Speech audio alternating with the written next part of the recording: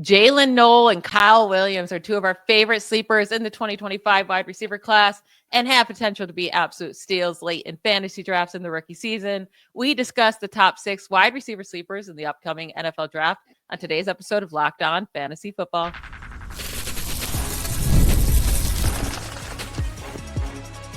You are Locked On Fantasy, your daily NFL fantasy podcast. Part of the Locked On Podcast Network, your team every day.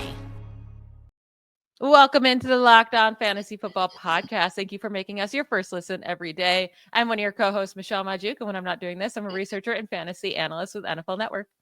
And I'm your other co-host, Vinnie Iyer. When I'm not doing this, I'm writing about NFL, fantasy betting, and the 2025 NFL Draft, which is here. Finally, we'll get into our first-round picks and know who they are, what teams they're going to be on and play for the rest of their careers. But before we do that, we got to look at some guys that won't be taken tonight and really break down more sleepers for you in the draft. Yeah, so on yesterday's show, we went through our favorite running back sleepers, and today we're going to go through our 6 favorite wide receiver sleepers in this draft class. Again, like you said, these are not going to be guys' names that you hear tonight on day 1 of the draft. Possibly you won't even hear them on day 2, but these all are players that we think can have success in the NFL and for fantasy sooner rather than later. So let's hop into our top 6 sleepers in this class for at the wide receiver position. But first, I want to let you know that this episode is brought to you by LinkedIn Jobs. LinkedIn Jobs helps you find the qualified candidates you want to talk to faster. Post your job for free at linkedin.com/LockedOnNFL. Terms and conditions apply. Vinny, get us started. Who is your top favorite wide receiver sleeper in this class? Yeah, the guy I'm unwrapping first, and I say this because his name is Noel, and it's Christmas in April or whatever we want to call it, but I love names like that. But Jalen, Noel, yes, yet another Jalen here of Iowa State. He's 5'10", 194 pounds. Speed, quick, after-catch guy after the slot. Now, in our mock draft with our rankings, Luther Burden was there, and I kind of quote, forced Michelle into taking him in an uncomfortable spot. But for those of you who think Luther Burden may not be the guy and isn't the option you want to look for in that the smaller slot versatile receiver, then your guy has to be Jalen Noel. He's just a very good dynamic receiver. You get him in the open field. This was actually a really good passing game with the Cyclones last year. So you have some dynamic threats here that you want to tap into for sure. And I think Noel is just a guy that you may not see a lot there in him at first in terms of lining up outside, but that's okay, right? We've seen Amon-Ra St. Brown. He started out as like a slot sleeper, and then we know what he is in fantasy now. He's a fantasy stud, being an inside main guy. And we've also seen CeeDee Lamb also kind of accept that role as a heavy slot receiver for his team. So it can happen. Now, CeeDee Lamb is a little bit wiry and lanky and can make that happen, but St. Brown is kind of built like Noel. So when you look at this, look, he's got a good skill set. It's more about where does he land. And last year we liked some similar receivers, and they didn't pan out right away, namely Jalen Polk, who went to the Patriots, right? I think this guy is on par with that style of play, but a little bit better overall. So, again, Jalen Noel is a guy that, again, I have him just inside the top 100 in my prospects, so maybe a third-round pick. But I think you definitely have to pay attention, especially if he lands on a team that really needs to make up for a lot of targets. I know a team such as the Broncos, if they don't take a wide receiver in the first round, or the Chargers, they could be targeting this player in round 2 or 3. Yeah, I mean, it'll be real interesting, too, if he were to land with the 49ers, right? He used to play with Brock Purdy at Iowa State. Mm-hmm. I mean, I guess he was a freshman then, but that the 49ers are going to be eyeing some wide receiver help there in the middle rounds with Ayuk injured, Debo gone. So that could be an interesting landing spot for him. The guy I really like is Kyle Williams out of Washington State. In a class full of big-bodied wide receivers, Kyle Williams is not one of them. He's 5'10", 190 pounds. But I'm really not too worried about his frame just because of what he showed he could do at Washington State, especially in this last year. In 2024, he put up 1,200 receiving yards and 14 touchdowns. He made up 33.4% of Washington State's receiving yards this past year. That was the 7th highest rate in the FBS. He can line up anywhere on the field. He's a great deep ball guy. He knows how to track down the deep balls and come down with them on deep targets down the field. And then also yards after catch machine. Like he could do it both. It doesn't have to be just the deep targets to get those long receptions. He can also do it short and get the yards after the catch. So he averaged 17.1 yards per reception last year and gained 590 yards after the catch last season. That yards after the catch was tied for 4th most among FBS wide receivers last year. And then I just have a fun little note here about Williams and his yards per reception production. So Williams is one of 12 Power 5 players to average at least 17 or more yards per reception and record at least 14 receiving touchdowns in a single season since 2019. The guys that make up a good chunk of the other 12 are CeeDee Lamb, Jamar Chase, Devonta Smith, Jameson Williams, Malik Nabers, Brian Thomas Jr., Marvin Harrison Jr. That's 7 of the 11 other players. Now, there was some misses of the other 4, like A.T. Perry and Jalen Hyatt, if I remember correctly, and then one other person who didn't pan out. But I do just think he has the skill set, and I won't be surprised if he ends up going earlier than most NFL analysts thinks he's going to go in the draft. Yeah, Jameson Williams is a good kind of comparison because of his big playability. Kyle Williams, and again, would he fit in like a Ben Johnson offense, right? If they want to use DJ Moore and Robidunze a little bit differently, and they want to have a guy that they can put on the outside and move one of those guys in the slot, or just move all these 3 guys around, that's a good landing spot for sure. You look at the Jets, they're adopting some of those Lions concepts as well with Tanner Engstrand, and we know Justin Fields is not necessarily the short to intermediate guy, but he can launch it and throw for some big plays downfield. So those would be a couple landing spots that I would look at for Kyle Williams. But he's one of those guys, get in the open field.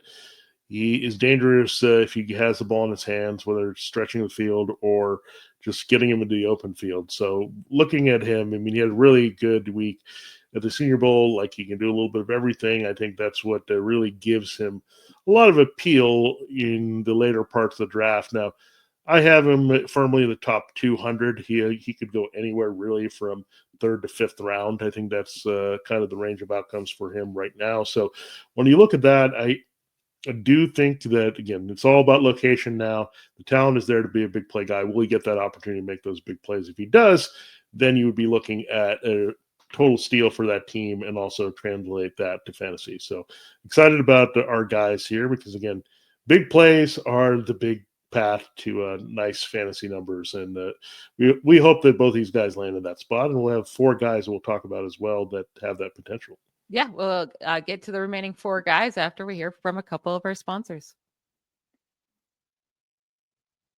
Have you ever checked your bank account and wondered, where did all my money go? Between dining out, online shopping, and entertainment, it's easy to lose track. That's where Monarch Money comes in, your personal CFO, giving you full visibility and control over your finances. Monarch Money isn't just a budgeting app. It's a complete financial command center. You can track all of your accounts, investments, and spending in one place. So you stop just managing your money and start building wealth. When I started using Monarch, I realized just how much I was spending on food delivery. It was really, really gross to see the amount. And now I budget much smarter and save a lot of money. And then instead of juggling multiple apps, I just use Monarch Money to check my finances, track spending, and even plan long-term goals. So take control of your finances with Monarch Money. Use code LOCKEDONNFL at monarchmoney.com for 50% off your first year. That's monarchmoney.com, code LOCKEDONNFL for half off your first year. This episode of Locked On Fantasy Football is also brought to you by the Gametime app. Buying tickets to your favorite event shouldn't be stressful. Gametime is the fast and easy way to buy tickets for all the sports, music, comedy, and theater near you. With killer deals on last-minute tickets and the best price guarantee, you can stop stressing over the tickets and start getting hyped for the fun you'll have. This is the perfect time of the year to be going to baseball games. Tickets are still relatively cheap across the board, and it's beautiful weather in many states, especially Texas. I just went to the Astros game and I got killer deals on tickets. It's so much cheaper on Gametime than on any other ticketing app. Plus, you get a panorama view of your seat before you buy, so you know exactly what to expect when you arrive. Super easy app to use, takes seconds to buy tickets. And then they have the best ticket coverage in the business in case anything goes wrong. You get to take the worries and the guessing work out of buying tickets with Gametime. Download the Gametime app, create an account, and use code LOCKEDONNFL for $20 off your first purchase. Terms do apply. Again, create an account and redeem code LOCKEDONNFL for $20 off. Download Gametime today. Last minute tickets, lowest price guaranteed. All right, we have 4 more of our favorite wide receiver sleepers from this draft class. Vinny, who's your second favorite guy? Yeah, it must be liking some Jaylins. There's a lot of Jaylins, man. I mean, just more and more coming to this league all the time, whether they're quarterbacks or wide receiver. But I'm going with Jalen Royals. And again, this is a different type of receiver that is more of a slot-based, quick person who can make some big plays as well. I mean, they're very similarly built, these two Jaylins, and can really get a guy that I think would fit in a lot of places in the middle of the field. So we talked about those teams that might be interested, the Rams, the Eagles, these teams looking for that extra receiver to push these offenses over the top. Now, when we look at those teams, they may not be the best fits because they have two really established receivers in both cases. But when you look at Royals, again, he's a complimentary guy that has his own brand of big playability. Some of it comes after the catch, but also just, again, a guy who can fly, get downfield, get open for a lot of quarterbacks. Again, Utah State, so we didn't look at him too much in terms of the big time games, but again, you can't sleep on these guys that play out there. They can be very effective. Again, Royals is just, I'd say he's just solid. You know what you're going to get from him. He's going to get open for you. He can be prolific if you give him the targets here. So that's why I'm putting Royals on the radar here. Again, another guy we're going to watch for. And really, there's a lot of these guys, but I think he comes in right behind Noel for me as a sleeper I really like. Yeah, we love those solid players, right? They might not do anything elite, but they just can kind of do everything really solid. And I'm down for that because those are the type of players that are going to get their chances in the NFL like faster than the guys that are just coming in with the special skill set, right? Like that the hopes that they can make it. But you already know like he's solid enough where he's at least going to get a chance to get on the field. And then he just has to prove that he can take that next step forward in the NFL. My second favorite guy is Tory Horton out of Colorado State. Prior to dealing with, his last season at Colorado State was just injury riddled. He missed most games. He only played in 5 games all season long.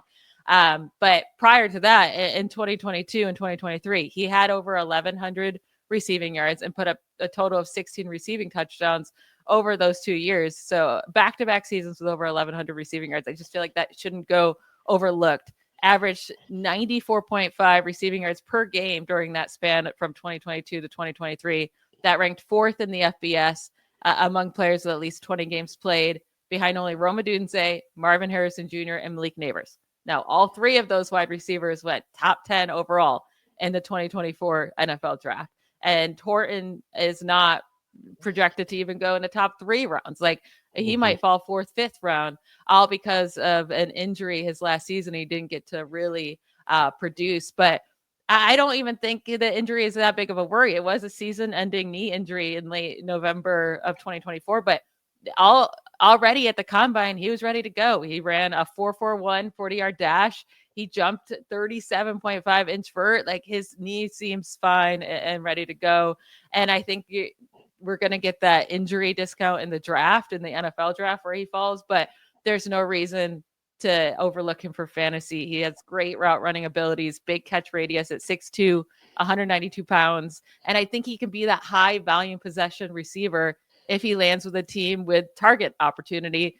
Reminds me of like when Amon-Ra St. Brown went to the Lions in the 4th round. He fell, right? 4th round, 2021. But he goes to the Lions depleted receiving room. He gets all these chances. I think if that's the case with Tory Horton, like we really have to be keeping a close eye on him and considering him late in fantasy drafts, even in his rookie season.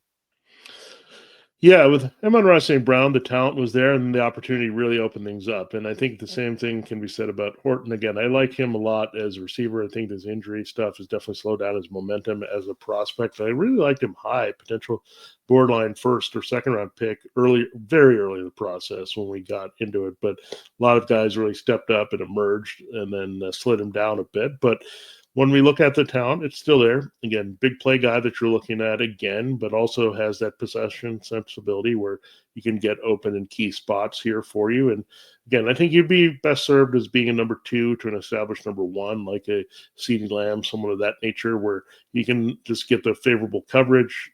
Maybe it's even like the opposite of Terry McLaurin type, right, where he knows he'll get favorable stuff and not see the hard things to navigate through in coverage. So, again, I really like your Horton pick. And again, I'm glad we have two more to talk about because they're exciting. A lot of good wide receivers to bring up here in this class. And we'll have a couple more that we're ready to bang the table for, not just reality, but in fantasy too in our last segment. Yeah, we'll close out our pre-draft speak and talk and actually get to watch the NFL draft later tonight. But we'll give you our last two names right after a quick break.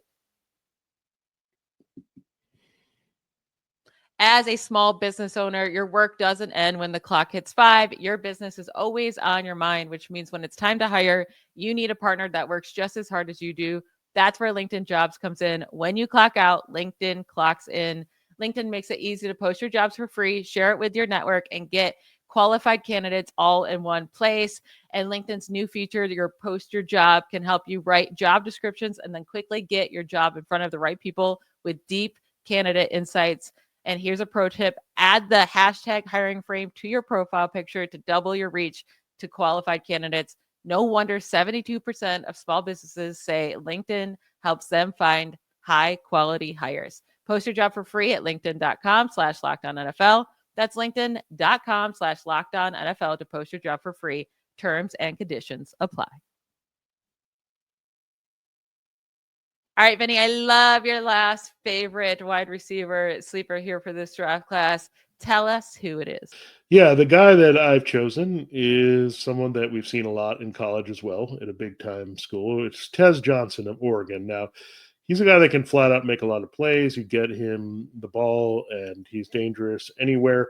He also is related to Bo Nix. They are brothers, technically, because, again, they had to kind of make that work at Oregon. So he knows him really well. So if he goes to the Broncos, that will be really a special combination that this team can work on here. I know they already have Troy Franklin from Oregon from last year, but that's just an example, one spot where he could go to be special. But there's a couple guys like this. Him and Xavier Williams are one of these guys that there's big plays waiting to happen. You just have to put them in position to make them. So, again, Tez Johnson, again, has everything you're looking for to put it all together here.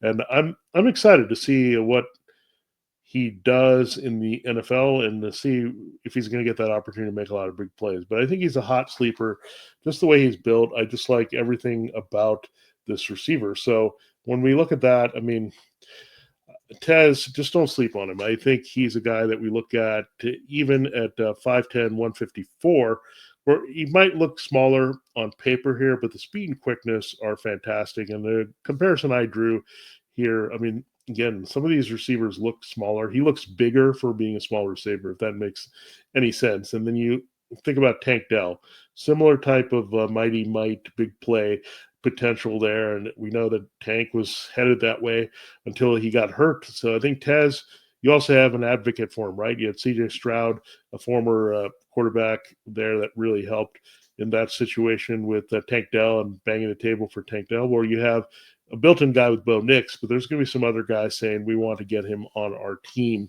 just to have that dynamic playmaking. So I do like Tez Johnson. Again, all over the field. Oregon has produced some pretty good receivers of late. I do think, again, he can be an absolute steal. I have him in the 130s ranked, so fourth round or so. I think some people might be shied away to see if he's a little bit limited dimensionally, but I think he's going to be a lot more than that and outplay that draft ranking. Yeah, it's so hard, right? Because I mean, you gotta love his skill set and his abilities and his production at Oregon and that big playmaking ability. But that 154, I mean, that's nerve wracking, right? Like we just don't see guys at that weight do well in the NFL, and he is a kind of an older prospect at 23. So there's worries about him for sure. And he's got to land in the right scheme and the right system with the right coaches that will know how to use him and actually try to utilize a guy like him. But there definitely are areas like teams that could use that type of speed. Atlanta's kind of interesting to me because you have Drake London, the big wide receiver that, doesn't separate all that well, but can come down with those contested catches. And then you could have Tez Johnson on the other side being that separator and quick guy. So that could be an interesting landing spot for him. My favorite sleeper to finish up today's show is Xavier Restrepo. Restrepo. I'm so sorry. I'm so bad at names, but I do try. But out of Miami, Restrepo led Miami with 1,127 receiving yards and 11 receiving touchdowns this past year. He averaged the fifth most receiving yards per game among Power 5 players at 94 receiving yards per game. And he was one of just 3 Power 5 players to average at least 90 receiving yards per game and catch at least 10 touchdowns this past year. The other 2 were Travis Hunter, who's going to go, top 5 overall, also a corner. So kind of different. And then Kyle Williams, who I talked about earlier. The thing that's going to push down Restrepo like crazy in the draft is his 40 time. I mean, he probably should have just not ran it. At Miami's pro day, he ran a 4.85 at 5'10", 209 pounds. That's just unheard of for a wide receiver prospect that's going to get drafted. Like, that's a miserable time. And now he came out to tweet and then deleted it that he suffered a hamstring prior to doing the run, which he should have just not ran then. But I do believe that something happened, right? Whether he wasn't prepared or he did get hurt, because the tape does not show 4.85 speed. It doesn't also show home run hitting speed where he's going to be hitting, 50-yard receptions each game, but it's plenty adequate speed to be a strong slot wide receiver in the NFL. He knows how to create space with his great route running, and he knows how to find space against the zone too. Like, I think he's a very smart player in that way, where he doesn't need to have top end speed, but obviously also not 4.85 speed. But I do think he probably could run in the 4.5s, 4.6s if it wasn't for either the injury or not being prepared. So I do think Restrepo can end up being a huge rookie surprise this next year. Yeah, I think at the pro day there might have been too much of a spotlight on Cam Ward, and they were just maybe a little bit nervous to make the plays for Cam Ward to make their quarterback look good. So I think that was in play as well. I don't think it was a good individual showcase for any of those receivers. But Restrepo, again, he's a guy that's going to grind. He's going to get open, and he's not going to be afraid to mix it up despite his size. He's going to do all the dirty work inside. So again, when we look at him, we're not looking at him to be a home run player. We're not looking for the big touchdown totals. We're looking for volume, like the classic Patriots receiver. That would be a place where he could land as well, where we've seen that a lot, where if Josh McDaniels wants him to target as that guy in the middle of the field, he's going to see a lot of targets immediately here from Drake May. So there's some really good landing spots. And the Patriots also could set up to take a receiver later, right, and take advantage of one of these guys, Noel, Royals, or Williams, any of these guys that are on the board here, because, again, they have that offensive tackle need early, you have a pass rush need early. So, again, you're looking for teams that have a big wide receiver need but might have to table a little bit for other needs. And so when I look at what Restrepo can do, I think getting open and being open with his quickness is very important to his fantasy success. Again, we're not asking for him to make 30-yard plays. They're not going to happen very often. And again, maybe that speed is just an indication that that's not what teams should look for, and you can really more tailor his strengths to that inside receiver role. So again, I like him. He's going to be productive, stay productive. And again, it's good that he played with an NFL caliber quarterback in Cam Ward, so you can translate that pretty well into the NFL and with that type of production. I think Restrepo with Jacksonville could be really interesting because you have the speed with Brian Thomas Jr. They need another wide receiver, especially a slot wide receiver now that they lost Christian Kirk. So I think that could be a really, really enticing landing spot. It would get me very excited for his abilities, and even as soon as his rookie season. But that is it for today's episode. I want to thank you all for making Locked On Fantasy Football your first listen today. For your second listen, find the Locked On NFL mock draft available on the Locked On NFL Draft. Go inside the Locked On War Room for all 32 picks in the ultimate 7-episode series. The Locked On NFL mock draft available now on Locked On NFL Drafts YouTube or wherever you get your podcasts. I hope you all enjoy the first night of the NFL draft. We will be back tomorrow discussing all of the exciting offensive picks in that first round and, getting into actual analysis of what these fantasies outlook with their new team. So we're excited for that. We'll talk to you tomorrow. Bye, y'all.